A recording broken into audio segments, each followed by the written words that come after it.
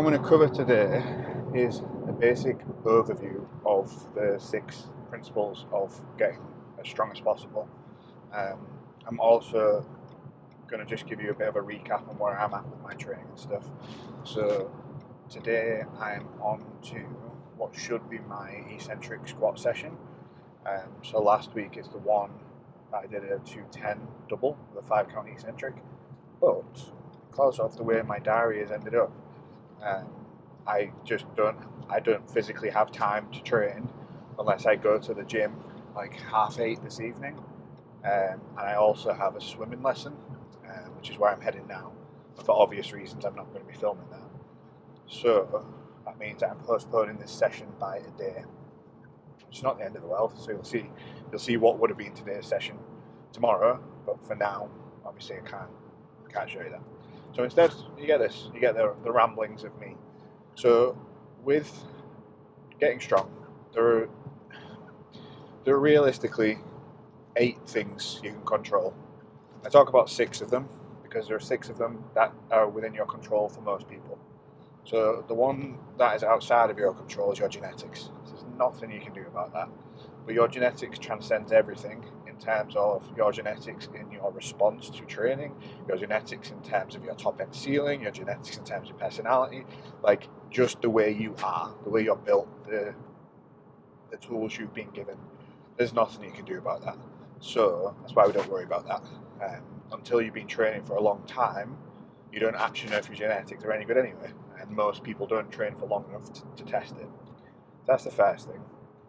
Now, the other things that we'll talk about is training, nutrition, sleep, recovery, mindset, health. And then there's an extra factor, which I'm just going to call time. We'll call it time, consistency, same thing. You can't control that in the same way you can control the other variables, but it's a case of that you just need time, and you just need to keep doing the things consistently. So if you're already going 100 out of 100 for everything you're supposed to be doing in others, you can't make that any better. So when I say whether or not you can control it, there is a finite end point for that, of that there is only so much you can do. If you do more, you don't get any more out of it. Whereas with all of the other elements, you can always make them better. There's always a small percent you can improve somewhere. So we'll start with the big one, the obvious one. So training. Now, for most people, for all of these principles, the way I like to look at them is to go from a -10 to a 0, then to go from a 0 to a 10. So most people, what they're doing for all of the elements when it comes to getting strong, are at a minus number. So they're starting below 0. They're starting below what I would consider their baseline. Now, for training, to get up to a baseline, the first thing we need to have you clear on is what exactly you're training for. Like when I say strength, do you in your mind think of 1 rep max strength? So like for powerlifting or weightlifting or whatever? Do you think of strength endurance? Do you think of strength and size? So you need to know exactly what it is. And then off the back of that, your training needs to be indicative of whatever that specific type of outcome is that you want. So some -10s for training. One is, which again ties into the time/consistency, is that people just don't train consistently enough. And like I talked about this before, that's just silly. Like unless you've got real boundaries, so like actual stuff going on, if it's your primary goal and you're just skipping stuff for the sake of skipping stuff, that's on you. So the first thing is actually following some kind of program. Now, when I talk about programs, there's a lot of people that will message me for help. More than happy to help out. And I'll ask, what program are you running? What kind of program are you on? Show me your program. Send over your program. And most people will reply with a split. So a split is just how you're organizing your training microcycle. So microcycle for most people is a calendar week, so over 7 days. You can do it different time frames, but that's like the most standard. When I want to see your program, I mean the whole thing. So it's not just 1 week. I want to also see how you're progressing it week on week. Is it progressing over a 3-week mesocycle? So a mesocycle is a name for a block. So for most people, a mesocycle is going to be between 2 weeks up to maybe sort of 12 weeks, if you're really extending it out. And then macrocycle, just for the sake of completion, is bigger picture. So a macrocycle might be a year or 4 years, like for Olympic athletes. Anyway, when I ask to see someone's program, they usually send me a split. Oh, I do push-pull legs. Right. That's the days you train. Sometimes they'll give the specific exercises, but there's nothing in there about progression. So progression is what's really important with training, especially for strength.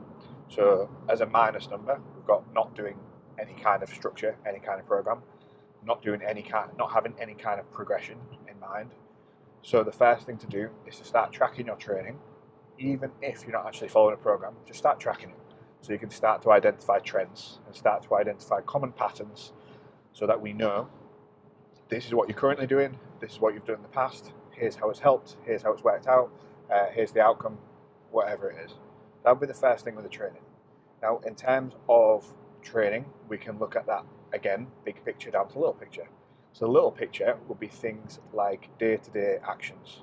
And I don't just mean little picture in terms of not important, but I mean like from a timescale perspective, you've got training big picture, so planning out, periodizing your training based on other stuff, like your macro cycles and whatnot. And then you've got on a small page, can go with pages for some reason, perspective, actually in the training session, what specific stuff are you doing?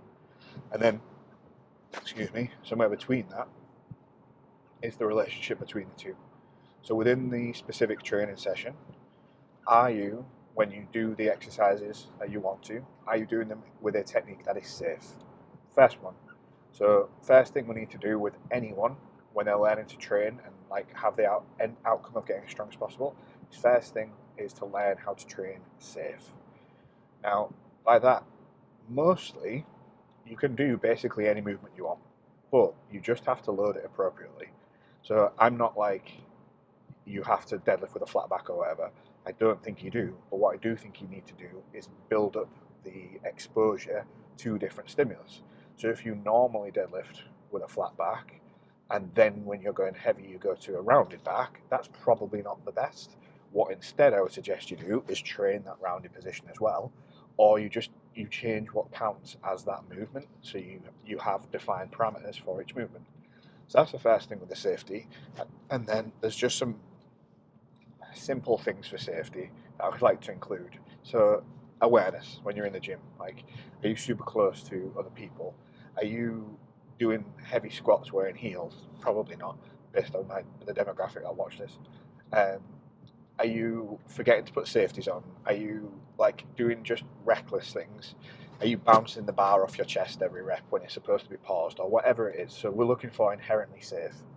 We want to make sure your technique is consistent and it wants to be such that it's maximized again for the outcome that you want.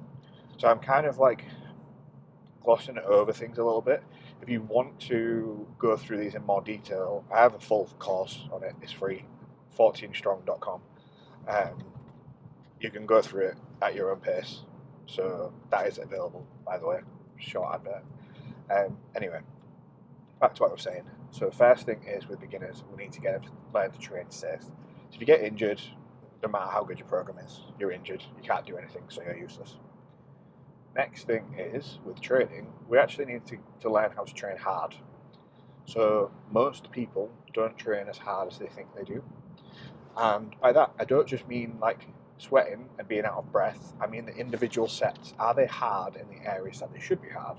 So for example, if you're doing, say, a close grip bench with the primary aim of stimulating your triceps, is this actually hard on your triceps, or are you just out of breath because you're so deconditioned?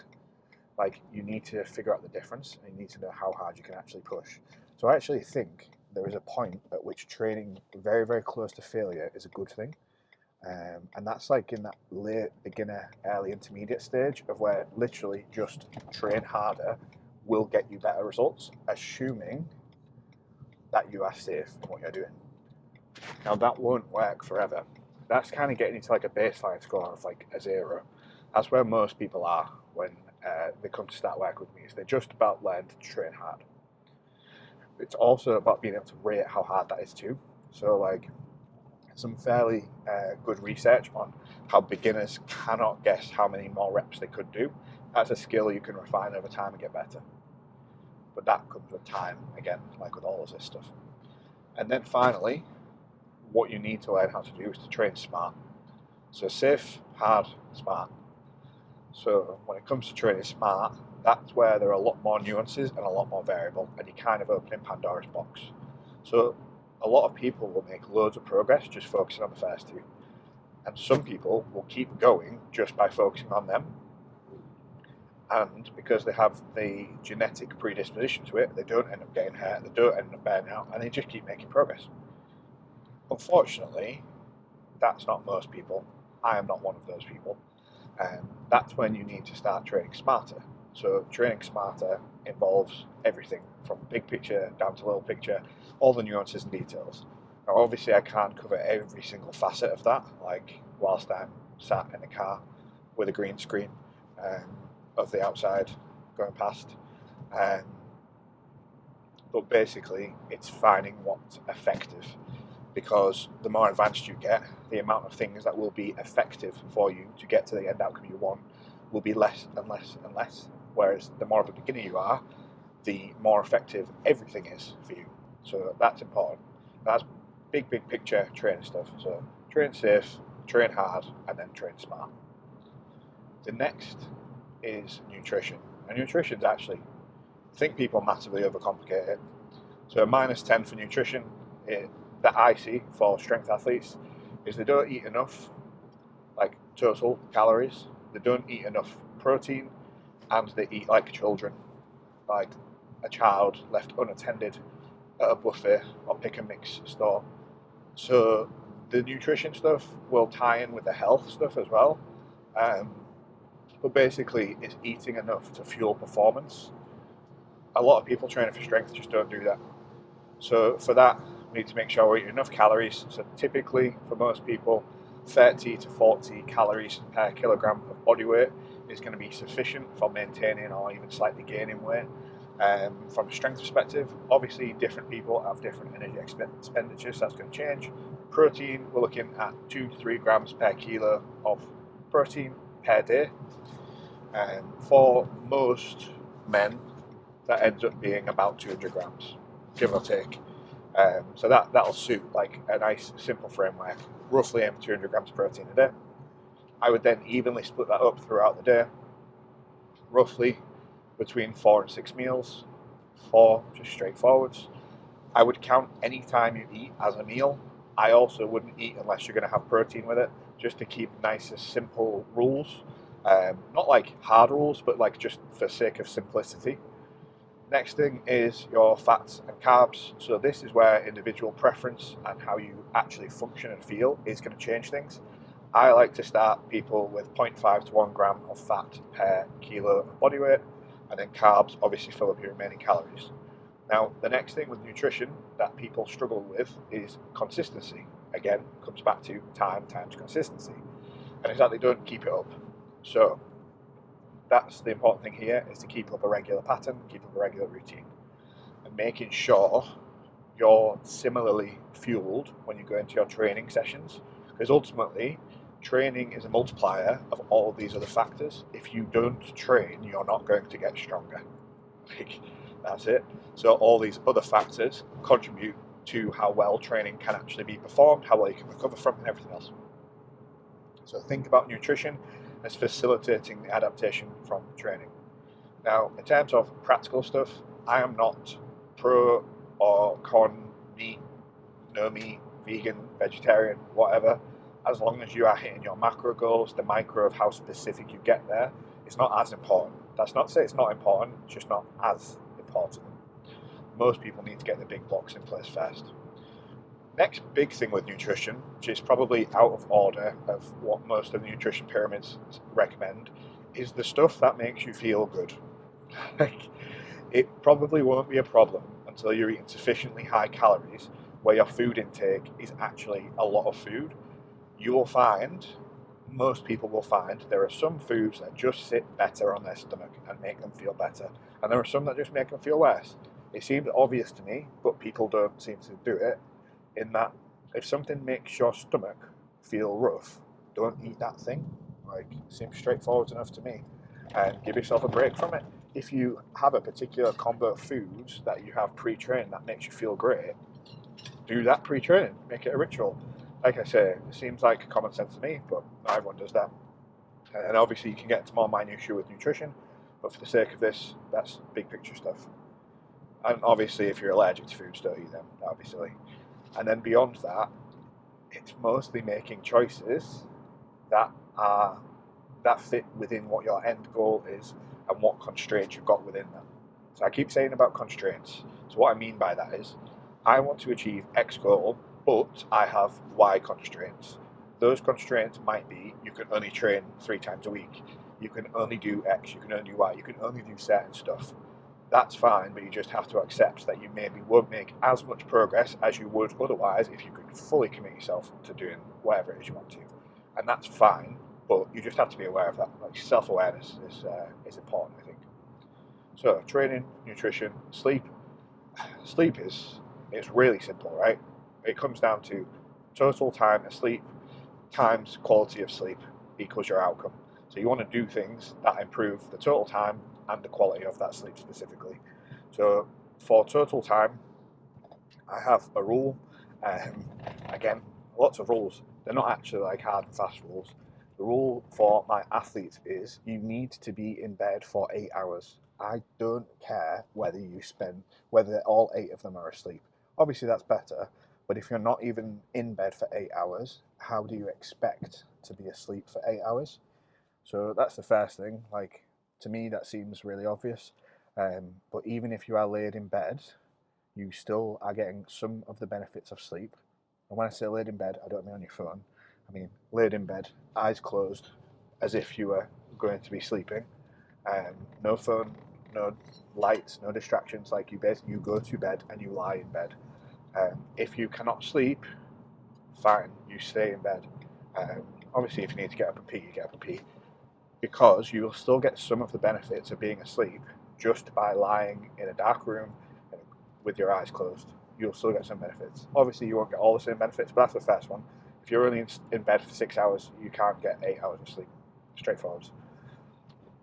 As with everything, different people will function to a different capacity based on different levels of sleep. Say 8 hours as an average. For some people, it's 7 hours. For some people, it's 9. I personally find about 9 hours sleep is great for me, especially when I'm getting ready for a competition. I need it, and I feel so much better for it. When I'm not getting ready for a competition, training is more general and just easier. I find that I only sleep sort of 8.5 hours, but that extra bit seems to come in when training gets particularly hard. So that's sleep. In terms of specific tips, you probably heard most of them before, so I'm not going to run through the list. But yeah, just Google sleep hygiene. There's loads of stuff that can come up. Or if you want me to do a specific video on sleep, I can. Probably just listening to me talk would help you fall asleep, to be fair. Training, nutrition, sleep, recovery. So recovery is a broad term in this context. The way that I use it is mostly looking at the things that aren't covered directly by one of the other elements. So like nutrition, obviously, big thing in recovery. Training, your actual training program is the first thing for recovery.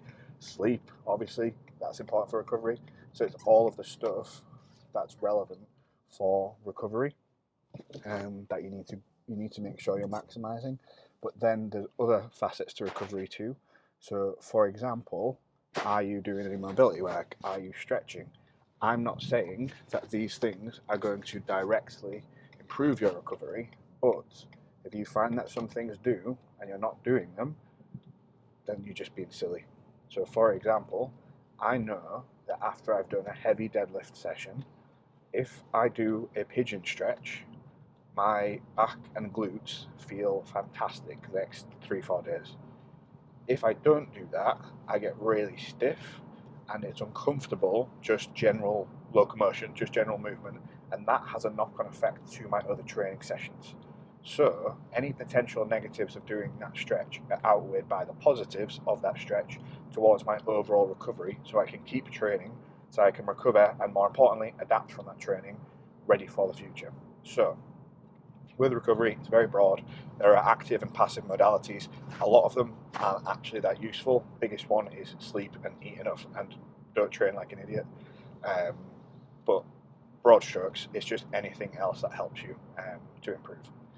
So, training, nutrition, sleep, recovery, mindset. So, with mindset stuff, that's looking at your mindset both in and out of the gym. I've toyed with that being called psychology as well, um, but obviously, mindset is fine.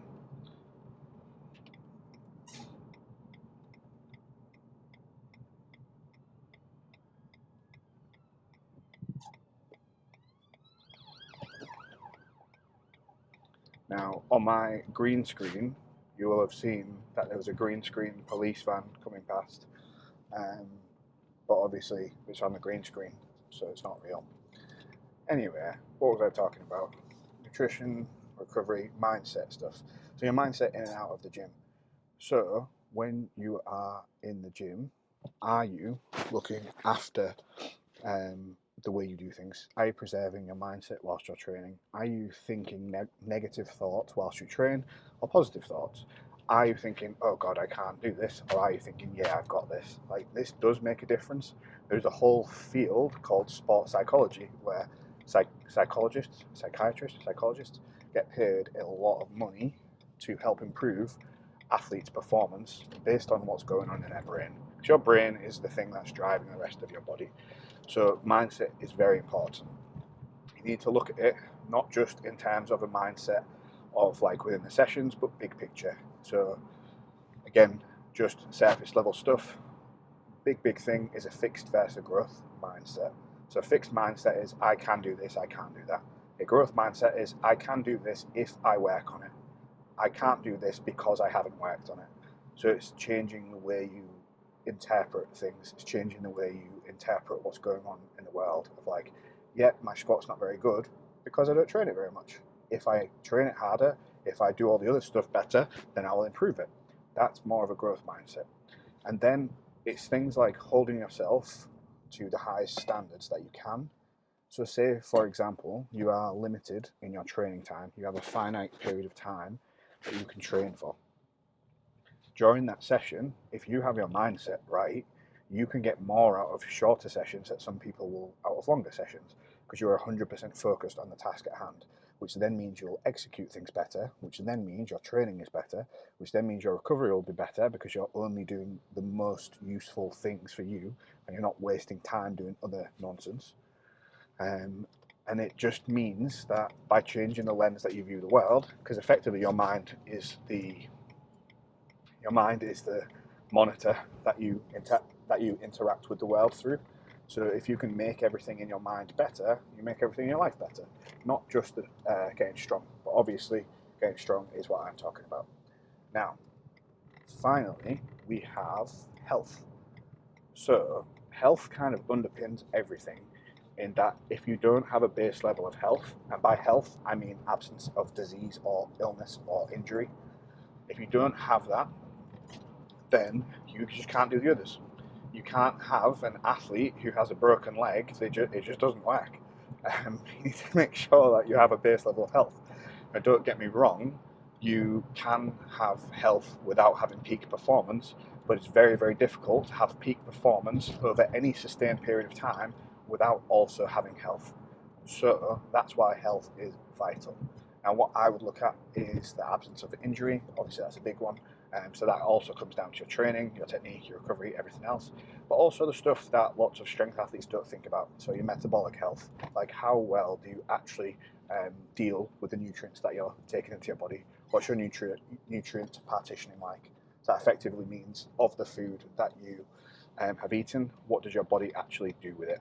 So if you've got good nutrient partitioning, your body will use more of the food that you give it for the things you want it to, and less of it for the things you don't want it to. I realise that's like very broad, but that's the way it is. That's the truth. And then it's also looking at your recovery, but big picture. So, for example, if you find that you're competing every 2 months and your mindset is like just burnt out, that is part of health. That's part of your mental health. Of like, you mentally are exhausted. You need to look after your mind as well. Physically, your joints might be aching. They might be uncomfortable. Your blood pressure might be too high. These things are the things that will need addressing sooner rather than later. And it's much, much easier to be proactive about your health rather than reactive about disease, because once you are in a diseased state, everything does not work the way that it should anymore. Everything has changed. So you need to keep your body working in a healthy manner. Now, I said earlier about how you can have health without high level performance, but it's very difficult to have high level performance without health. What you can't do is you can't have any level of performance if you're dead. So you need to make sure that you are looking after things like your cardiovascular health, your metabolic health, all the other stuff that I mentioned, so that you can actually continue to do your sport. Now, this also ties into the use of performance enhancements. Now, the biggest issue with performance enhancements with athletes is the health aspect. And I don't mean the health in terms of like, it's not usually health issues, the ones that are portrayed in the media. It's usually health issues from misuse and from ignoring the basic stuff. So like, some of the most basic things are your blood pressure. Like, is your blood pressure high? If yes, then that's going to cause you a problem eventually. And it's not a case of if, it's when. And there are so many different options you can keep on top of things without it having to be a big deal. Anyway, I've completely lost my train of thought. But for today, that is a brief snapshot of the principles that go into getting strong. I am almost to arrive at my green screen swimming lesson. So I'm going to do that, and then I'll be busy the rest of the day, and I will see you after I've gone past the green screen roundabout. Now, well, I tell you what, actually, what I will do is I will tell you about what I'm going to be doing with 14 Strong. So, no, I'm not going to do that. I'm going to green screen park here and turn this off, and then that'll be the end of the video. Take care.